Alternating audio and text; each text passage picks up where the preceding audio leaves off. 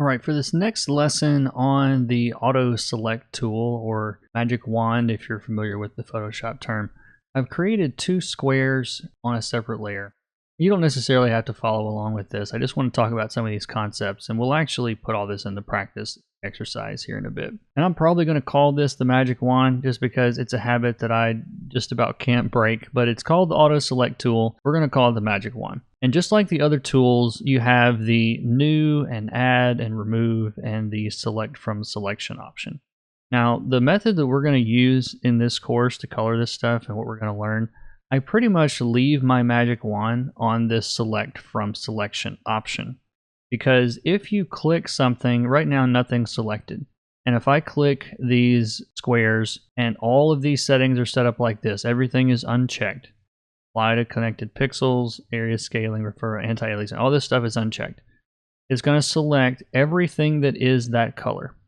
If you change the apply to connected pixels only, it will only select one of these squares, okay?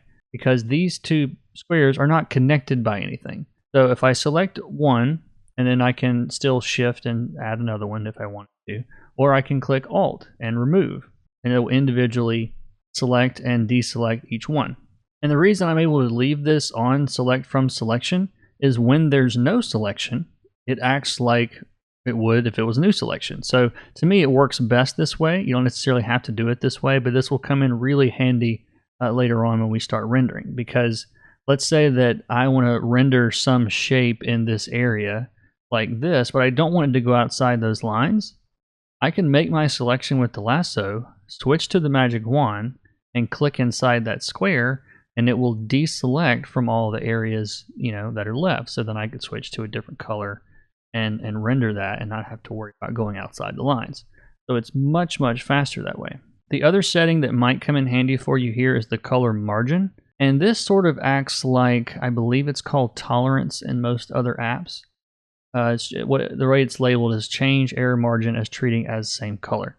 It's kind of confusing. What that means is if I pick a color, let's start with this color here. I'm going to just shift this a little bit brighter and just fill this box with that color. So now this one is a little bit different from this one.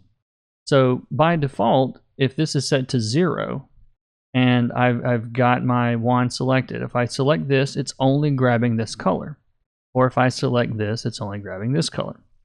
But if I turn up my color margin, and you can play around with the amount on this, but you can see now it's selecting both because this color is close to this color. What this number is doing is it's basically a measure of how different that color can be for it to be included in the selection. There's probably a point, if I do this real low, let's say 6, you can see here that's not enough for it to grab this pink. It's only grabbing the red. But if I turn this up more to 11, now it's grabbing both. I don't use this a ton, but you might in your process. I did want you guys to know how that works. So to show you one other quick example of this in action in a way that I might use this working on a page, let's say that I have a bunch of different circles here that are all the exact same color.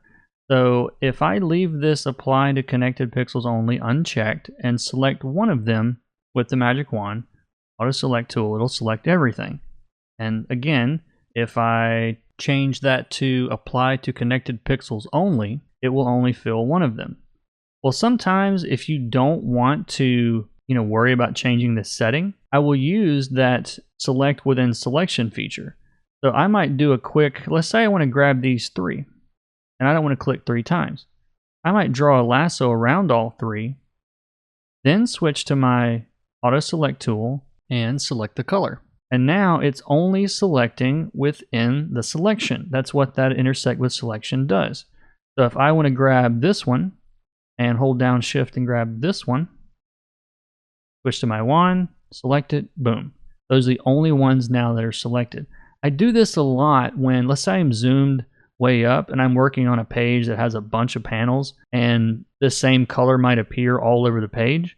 Well, instead of like zooming out or changing the setting or trying to figure this out, I'll just draw a quick selection around that area, switch to the wand, and then select it. And that way I'm able to just select those two without having to zoom out or change tools or change, the tool settings.